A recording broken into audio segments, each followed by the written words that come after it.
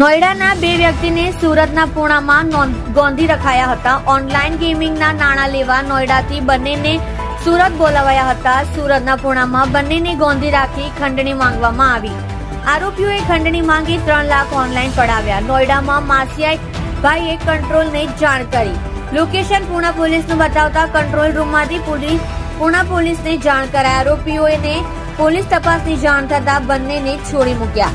Technical surveillance અને લોકેશનના આધારે પોલીસે 4ને ઝડપી પાડ્યા. પોલીસે ખંડણીના 3 લાખ રિકવર કર્યા. સમગ્ર મામલે પોલીસે ફરિયાદી બની કાર્યવાહી હાથ ધરી. જોડાઈ રહો અમારી સાથે તાજા સમાચાર જોવા કલંકી દાસ્तान ન્યૂઝ ચેનલ સાથે.